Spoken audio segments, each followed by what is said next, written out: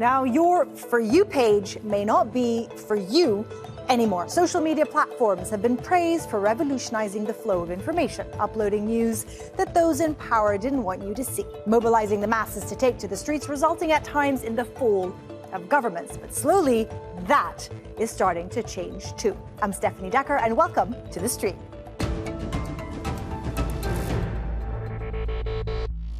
My video talking about Oracle owning TikTok to restrain and retrain the algorithm got taken down for harassment and bullying.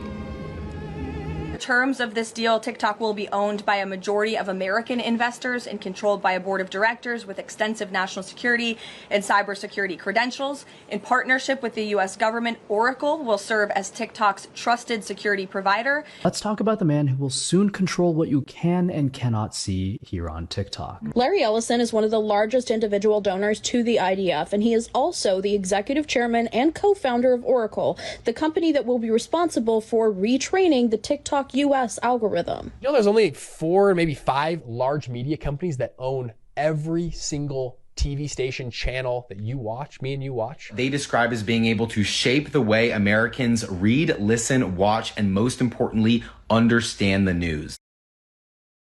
Now, the same family acquiring TikTok's U.S. algorithm has also acquired Paramount, a U.S. media giant, and is looking to acquire another. Digital rights activists see a coordinated push toward tightening control over what we see and what we share online. So, is this a reshaping of public conversation? And what does it mean for diversity and the free press? Well, to discuss all of this, we are joined by Hemu Rahman, the founder of Interval News, a startup tackling misinformation and looking beyond headlines that are filtered and suppressed. He is in Washington, D.C. We have Audrey Henson, an investigative journalist and creator of the Dre Dossier, which is a multimedia project about the intersection of tech, media, and power. She is in Los Angeles. And we have Rodney Benson, a professor of media, culture, and communication at New York University and the author of Why Media Ownership Matters. And he joins us from New York. Now, I am going to go to ladies first. Audrey, if you could tee up this conversation by describing what is happening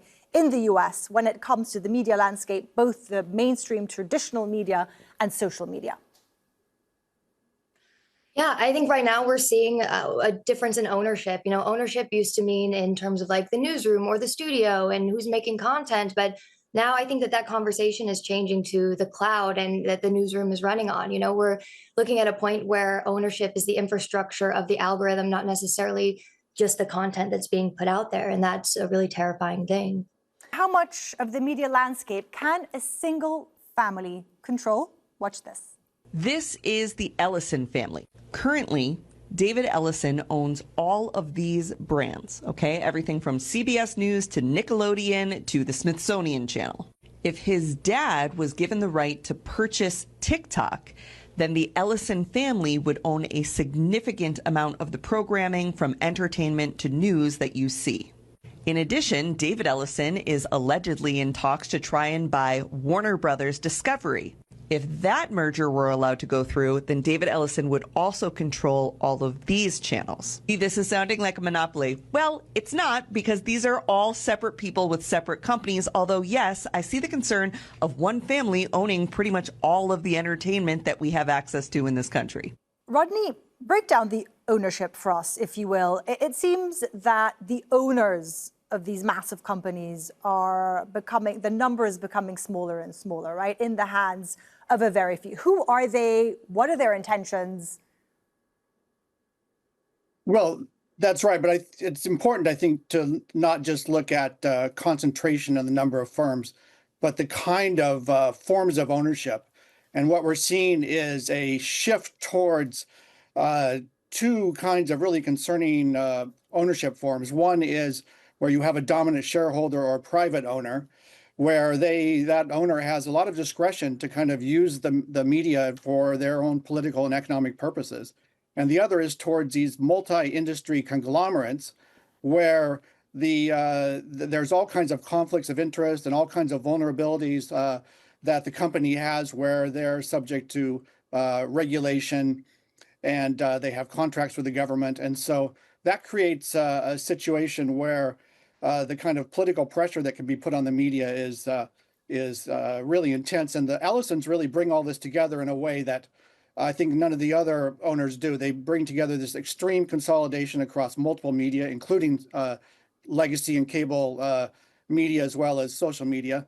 Extreme political pandering. We've seen their willingness already to follow Trump's wishes in hiring and editorial policies, and extreme regulatory corruption, where they are using their proximity to power as a reason why their bid should be approved by the FCC and the DOJ. So that's, I think, very concerning. Right, but allegations of corruption obviously is something that they would need to respond to. Hemu, the bigger picture, what is happening here? If this TikTok deal, for example, Oracle purchasing it, that is going to give Ellison's control of the algorithm, right, of what the US market is seeing.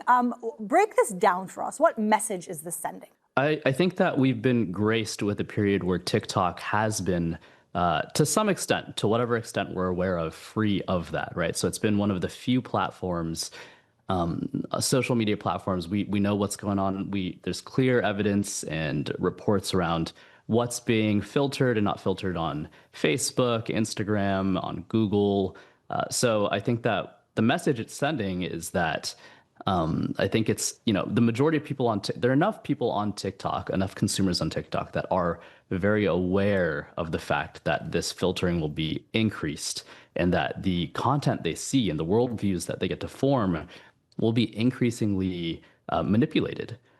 So especially if we look at the relationship between the Ellison empire, the Ellisons and Trump even, and all of the, I guess, the favor that they have via Trump, the fact that things are being orchestrated in their favor via Trump, it's painting, there's already a clear picture being painted to the American citizens today based off of all of our domestic and world events, but that's just increasingly becoming the case, especially with this potential TikTok deal. You mentioned awareness there, which I think is something very important and segues perfectly into a clip, Audrey, that we found on your social media. It highlights a very important point. So I just learned that I've been working for someone for years and I had no idea. Like, honestly, it is disconcerting. It is terrifying to think about how much power this person has had over my life, and I just had no clue. I'm talking about, like, every morning when I wake up and I get on my phone, I'm working for him. Anytime I go to the doctor's office, I'm apparently working for him. Anytime I go for a walk, I'm working for him. And if you're watching this video on TikTok, then you're working for him too. That's right, babe, you are clocked in. And while this job doesn't pay you, it will cost you. You go on in that clip, Audrey, you say this is Larry Ellison. We're not here to bash the Ellisons, but we're simply trying to untangle what is a very complicated and murky, I guess, sometimes situation of ownership. And that's such an important point you make there, Audrey. Do people know? Are they aware that when we're doom scrolling for hours or, clicking on certain things, that it's all going somewhere, or is it harmless?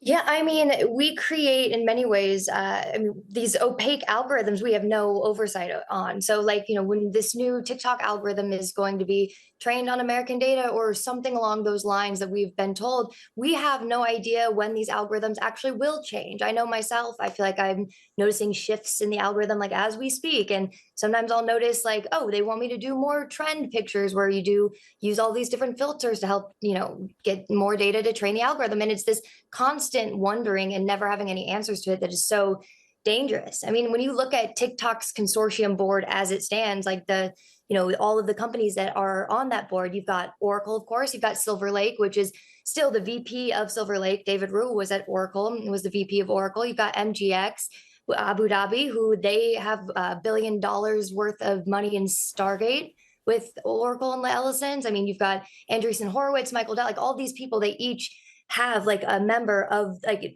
their consortium in Oracle's business sphere. So it just feels as though when you look at these kinds of boards, especially with TikTok and like who gets to own all of it, you've got 90% of it already to the same kind of infrastructure. It just is, we need to be ringing the bell for this pretty quickly because it's going to only get worse. Now, we've been talking about a change in the algorithm, but these deals have also impacted the diversity in the news corporations. Now, this clip talks about Barry Weiss, the new editor-in-chief of CBS News. Take a listen. Barry Weiss built her brand on opposing diversity. She resigned from the New York Times in 2020 after calling the newsroom too woke. She later launched the Free Press, a platform filled mostly with white writers, all claiming to fight cancel culture. Her argument has always been the same. Diversity compromises objectivity. But here's the truth. Diversity doesn't weaken journalism. It protects truth from being told through a single lens.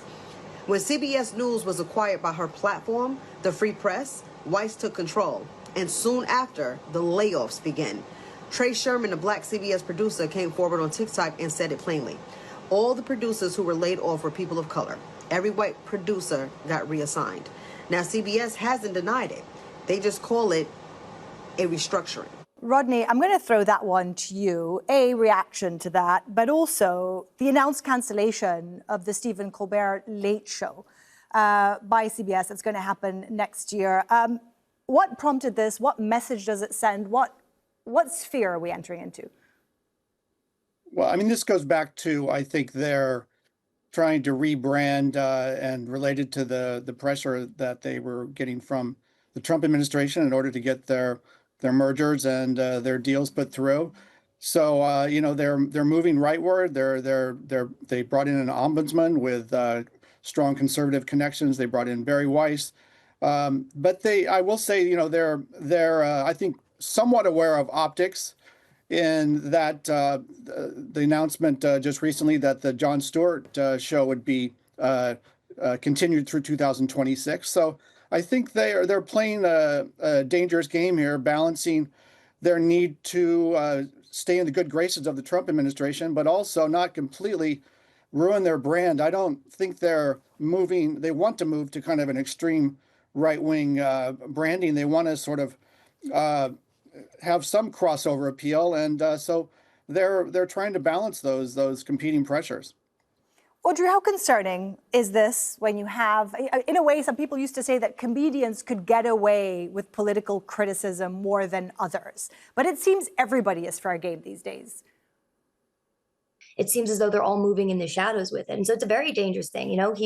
He owns the narrative now, that the layer through CBS and Paramount, and he owns the data layer through Oracle, and now he's going to own, he owns the policy layer through which people like, the Marco Rubios and Tony Blairs, like they're able to operate. It's not separate investments. It feels like one vertical integration of power.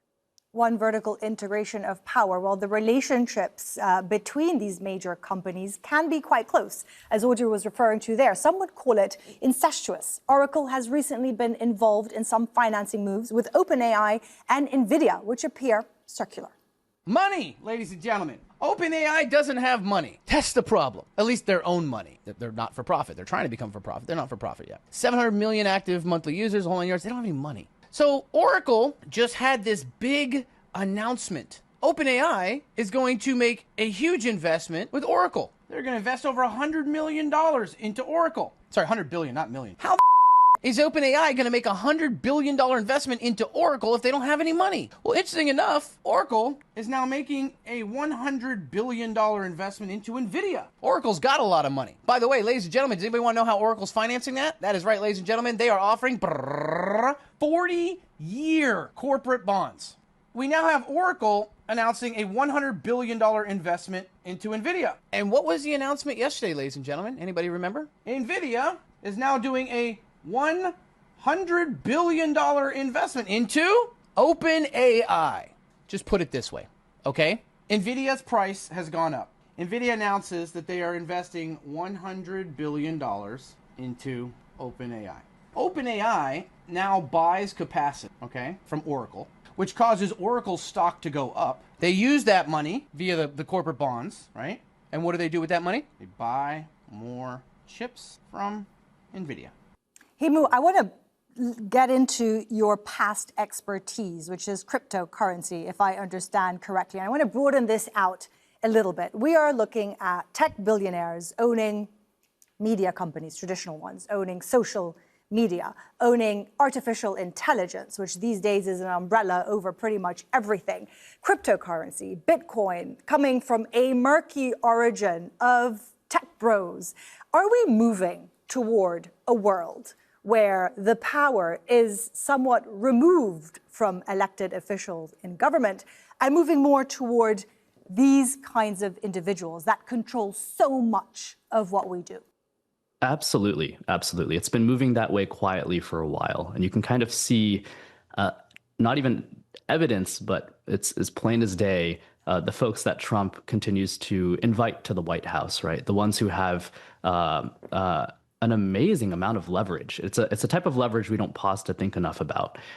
There's a reason that Elon Musk owns X, that Jeff Bezos owns the Washington Post, right? There's a reason that tech billionaires tend to own media outlets. It's an immense amount of leverage. Everything from how you shape worldview, opinion. You end up potentially having a megaphone for others, right? So in the case of a Larry Ellison, there's a reason that Trump is favoring the Ellison family for potentially TikTok, and whether it's not a monopoly on paper, but the Ellison family owning more and more of the media empire. And I think when it comes to even crypto and tech and billionaires in general, owning a piece of the media, again, is just incredible leverage to have. So when it comes to even something like OpenAI, and even Google, we don't pause to even realize and think about the fact that the news today is not just restricted to, legacy media outlets, even social media, but you even have Google and OpenAI now, right? We get a lot of our information from Google, from OpenAI. We've been getting our information from Google.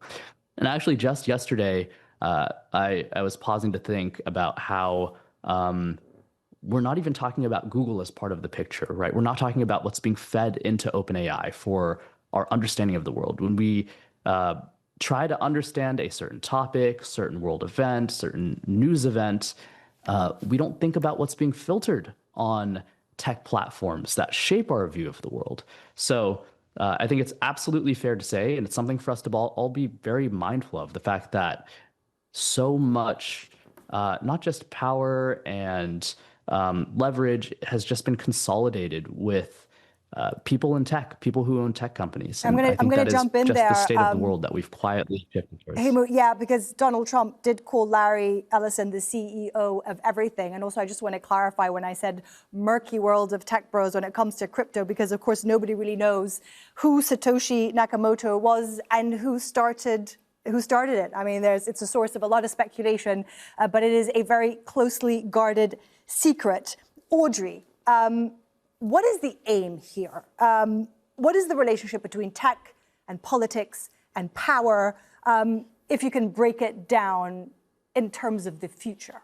Yeah, I mean, and just to kind of build off of what was just said, I think that we have a bunch of tech billionaires who are favoring politicians, not necessarily the other way around, is the way I see it. We have the Larry Ellisons of the world who are picking the Donald Trumps of the world, or the Elon Musks and Peter Thiels that are picking the JD Vances. And then that's where that regulatory capabilities and breakdown starts happening. And in terms of, the future of where this is going, I think that when you look at someone who, controls the infrastructure, like, the Ellisons and with Oracle, they're controlling the narrative and what gets to surface the narrative. And it's all this shared supply chain. So I just think that, when it comes to our social feeds and the future of media, I think it's a really, sexy conversation to talk about the moderation of media and, who is silencing who. But at the end of the day, I think that it's these pipes that, like we were all saying, just circling around one another, feeding one another data that's training the next AI tool to train, the next data infrastructure. That's what's really nerve-wracking. Rodney, what does this mean for democracy? Is our world changing in a way that we have no control over? Well, I think, what we need from our media and democracy is we want them to provide us with accurate and fair information. We want them to be a watchdog on power and to provide a forum for diverse views and voices. So, I think there's a crisis here, but there are critical voices. The problem is that more and more they're behind paywalls. They're on Substack. They're on their legacy media that are subscription only. And so I think the Trump administration is focusing its attention on these large-scale media that reach massive audiences, whether through cable or streaming or social media. And so more and more the critical voices are being marginalized, and that's a problem. I think the journalists and other critics are trying to do great work and to speak out about what's going on, but they're not necessarily going to be heard in this new ecosystem. Hemu, I think the Ellisons, Elon Musk, Jeff Bezos, might take issue with the accusations that we're putting to them, saying that that what they're doing is, improving people's lives, helping them in their day-to-day world. What would you respond to them if they push back? Of course there would be pushback. But you could then look at Elon's tweets over the past few weeks around even his launch of Grokkopedia, right? And it's plain as day, right? It's extremely clear that things are being filtered with passes over and over as they're refining something like Grokkopedia. So someone who's going to own a media outlet, someone who's going to own a social media platform, someone who's going to own your algorithm, of course, is going to defend their decisions. We're humans at the end of the day, and humans are the ones shaping a lot of the output of what we see. I think this is an interesting point to add here is I had the pleasure of meeting and speaking with someone who worked at Google and worked with the exec team, whose job was specifically to filter content as needed, as the government and other agencies they work with and execs and their opinions themselves were relevant, right? So if an executive at Google decided something happened in the world that they disagreed with and didn't want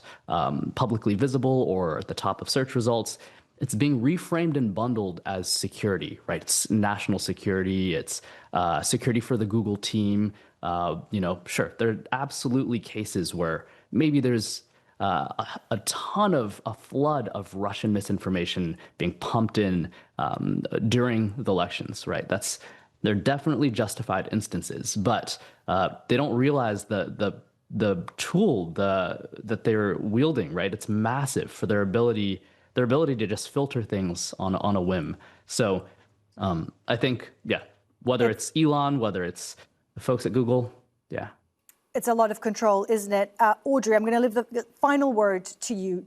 Do we have any control left of where we're going? They've got all the control. Can we do something, or is it too late? I mean, I think being as loud about it as possible helps. That's part of why I started the series, Who TF Am I Working For? Because I felt like Larry Ellison was this name that I had been, hyper fixated on for the last year, just because I'd been seeing all of these threads in which Oracle and he was starting to put into our day-to-day lives. And I think that bringing those names into the forefront, I think you're strongest as a tech billionaire from the shadows. At the end of the day, I think right now we're living inside systems that were built for control, not conversation. And we have to keep that at the forefront. That's what we want. We want conversation. We want to be able to have discourse like we're having right now, have this shared and not feel as though we're either part of some larger data game or some other political weapon. And that's what it's turning into. Of course, awareness key in this. It's all we have time for, unfortunately. Such an important conversation, not just affecting the US, really affecting all of us. Hemu, Audrey and Rodney, thank you very much for joining us today. And before we go, we want to hear from you. Do you have a comment about our show, or do you want to see us discuss a certain topic? Give us your ideas and get in touch, because this is also your show, and we are always open to your suggestions. Send us a message on our social media, that is AJ Stream, and we will check it out. For me and the entire Stream team, I will see you soon.